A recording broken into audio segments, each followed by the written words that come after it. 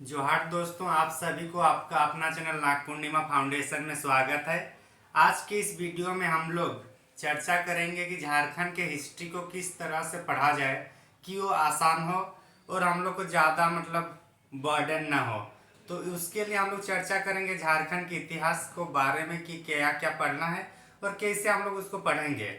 इसके पहले अगर आप लोग हमारे चैनल में सब्सक्राइब नहीं किए हैं तो सब्सक्राइब कर लीजिए और पहले वाले जो वीडियो है झारखंड स्पेशल जियोग्राफी और झारखंड स्पेशल पर्यावरणीय मुद्दे और उसके साथ साथ हम लोग डिजास्टर मैनेजमेंट, तो ये तीनों अब तक हम लोग कंप्लीट कर चुके हैं। तो आज के इस वीडियो में जो चर्चा करेंगे कि झारखंड के इतिहास को कैसे पढ़ा जाए कि उतना बड़ा जो इतिहास है उसको सरल भाषा में और संक्षेप में हम लोग को परीक्षा के दृष्टिकोण से जो महत्वपूर्ण हो उनको हम लोग चर्चा करेंगे।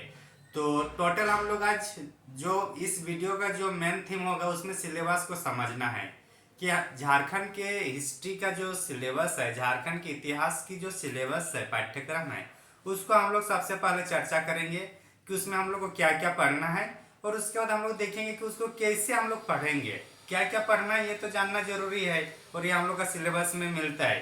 कैसे पढ़ना है ये हम लोग का अपना ये होगा कि हम लोग कैसे पढ़ेंगे, कैसे हम लोग आसानी के साथ पढ़ेंगे, कैसे हम लोग को हिस्ट्री मज़ेदार लगे। तो ये सब हम लोग आज चर्चा करेंगे। तो चलिए हम लोग देखते हैं पहले सिलेबस, झारखंड के सिलेबस में क्या है। तो झारखंड का जो सिलेबस है इतिहास के संदर्भ में उसके ऊपर हम लोग देख लेते हैं। झारखंड का इतिहास,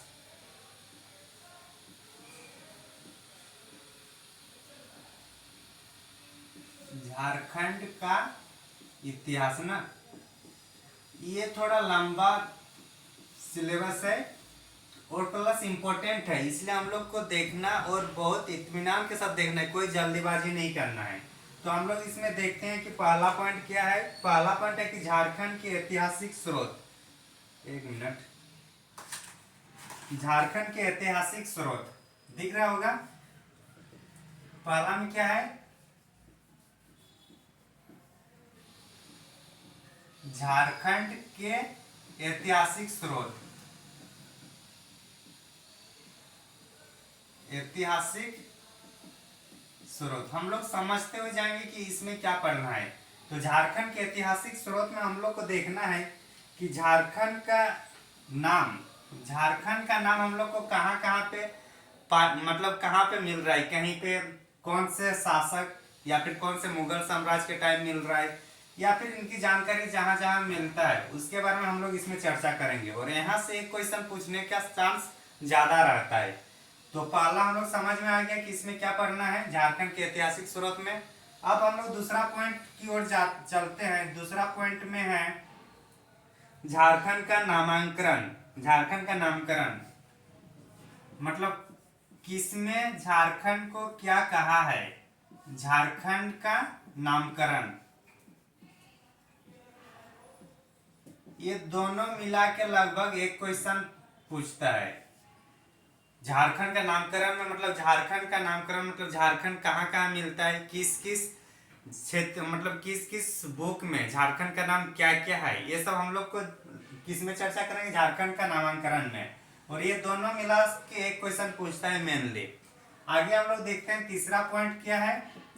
तीसरा पॉइंट है हम लोग का प्राचीन काल। प्राचीन काल में झारखंड का इतिहास।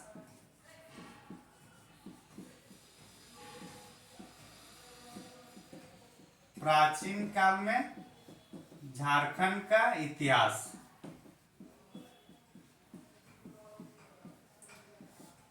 ये प्राचीन काल में झारखंड का इतिहास जब प्राचीन काल चल रहा था, जैसे पुरापाषाण काल, मध्यपाषाण काल या नवपाषाण काल, इस टाइम झारखंड का जो ये था, झारखंड का इतिहास उस टाइम क्या था उसको हम लोग को देखना है। तो इसको पढ़ाने का तरीका मेरा ये रहेगा कि जब भी प्राचीन काल होगा तो प्राचीन काल में जैसे अगर पुरापाषाण काल है तो पुरापाषाण काल के बारे में संक्षेप में जानकारी देंगे और उसके बाद झारखंड के इतिहास को वहां बोर्ड में लिखेंगे ताकि हम लोग का जो हिस्ट्री है, इंडियन हिस्ट्री, वो भी रिवीजन होते चले और झारखंड का हिस्ट्री भी चले। तो ये क्या होगा, दोनों साथ साथ चलेगा तो हम लोग को और इंटरेस्टिंग होगा। और हम लोग के हिस्ट्री को कैसे पढ़ना है, इंटरेस्टिंग होकर ही पढ़ना है, नहीं तो पूरा बोरिंग लग जाएगा। और हिस्ट्री का कदापि ये मतलब नहीं है कि इसमें डेट याद रखना है। हिस्ट्री बहुत अच्छा है, ये हमारी संस्कृति को समझने में, हमारे समाज को समझने में महत्वपूर्ण भूमिका निभाते हैं।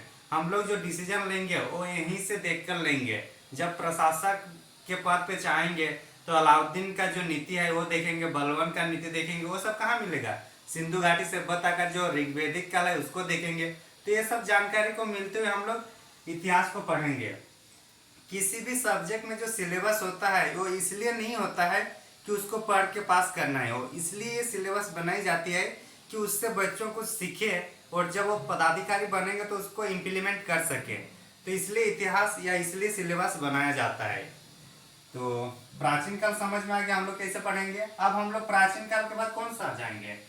चौथा पॉइंट, मध्यकालीन भारत, मतलब मध्यकाल। मध्यकाल में झारखंड का इतिहास, मध्यकाल में झारखंड का इतिहास, ये हम लोग पढ़ेंगे। मध्यकाल में झारखंड का इतिहास करेंगे और मध्यकाल के बाद हम लोग किस में आएंगे?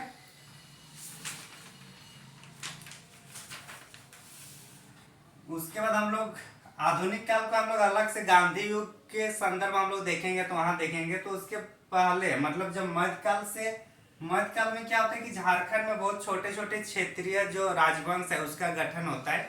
तो मध्यकाल के बाद तुरंत वो देखेंगे तो क्या होगा, मतलब सिलेबस भी उसी तरीके से बनाया गया है ताकि दोनों साथ साथ चले और कंफ्यूजन ना हो और कॉन्सेप्ट क्लियर होते चले। तो हम लोग अभी जो देखेंगे 5वां नंबर है झारखंड के क्षेत्रीय राजवंश।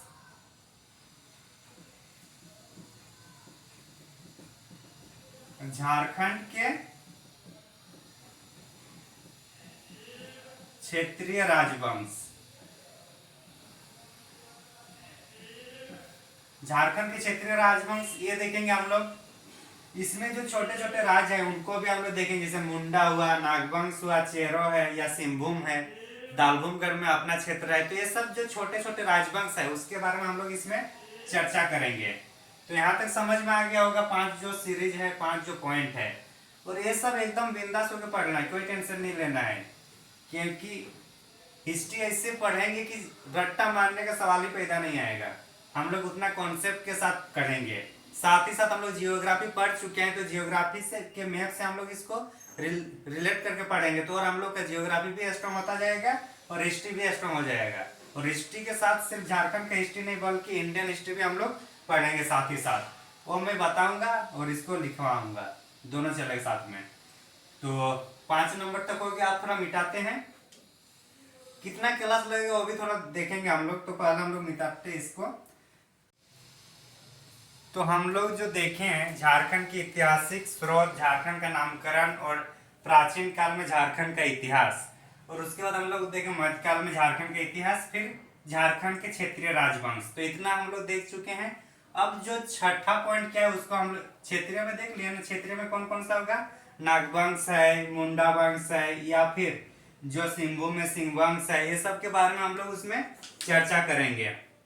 छठा जो होगा वो झारखंड में अंग्रेजों की आरंभिक गतिविधियां। तो इतना हम लोग मिटा देते हैं इसको। छठा में क्या है, झारखंड में जो अंग्रेज आए हैं उसके जो झारखंड में जो अंग्रेज आए उनकी जो आरंभिक गतिविधियां हैं उनके बारे में हम लोग चर्चा करेंगे। किसमें? छठा पॉइंट में। इसमें झारखंड जो अंग्रेज का झारखंड पर विजय अभियान, वो लोग कैसे आते हैं, कहाँ पे पहले प्रवेश करते हैं झारखंड में, वो सब के बारे में हम लोग इसमें चलेंगे। तो झारखंड में अंग्रेजों का आरंभिक गतिविधियां। तो छठा पॉइंट क्या है?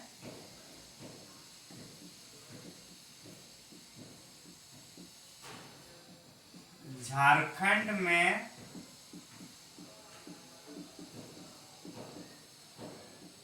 अंग्रेजों की आरंभिक गतिविधियां। दिख रहा है ना?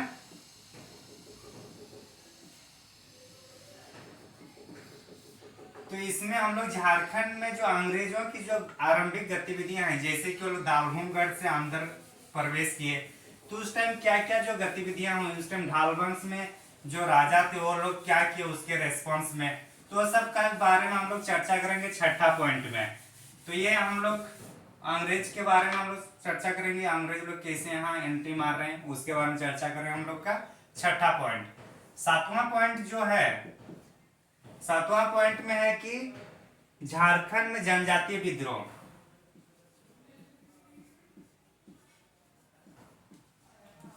झारखंड में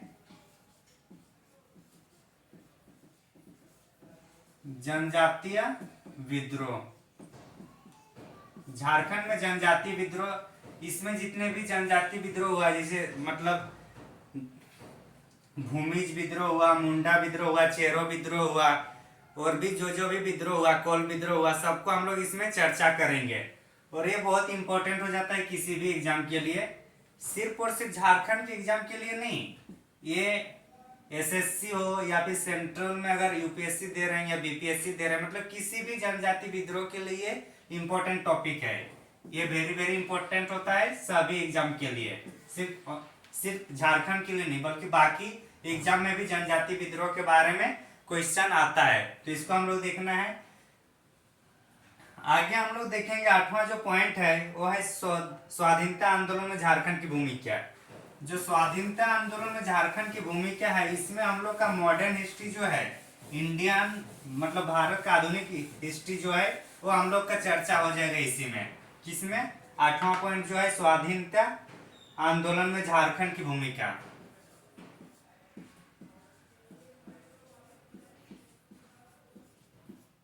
स्वाधीनता आंदोलन में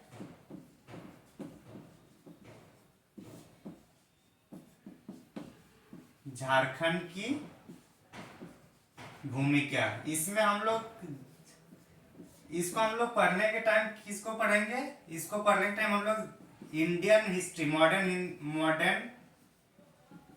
मॉडर्न हिस्ट्री को भी हम लोग इसमें चर्चा करेंगे। तो क्या होगा कि मॉडर्न हिस्ट्री भी हम लोग का रिवीजन होता जाएगा, और साथ ही साथ हम लोग का जो झारखंड में जो स्वाधीनता आंदोलन जैसे भक्ता आंदोलन वगैरह जो आया, जो महात्मा गांधी को सहयोग किए, तो वो सब भी हम लोग इसमें चर्चा करेंगे आठवां पॉइंट में। नौवां पॉइंट और अंतिम पॉइंट जो हो रहा है झारखंड के इतिहास में, उसको हम लोग देख लेते हैं। ये है हम लोग का झारखंड राज्य निर्माण आंदोलन।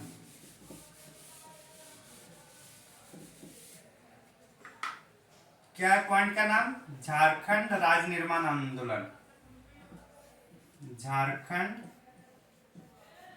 राज्य निर्माण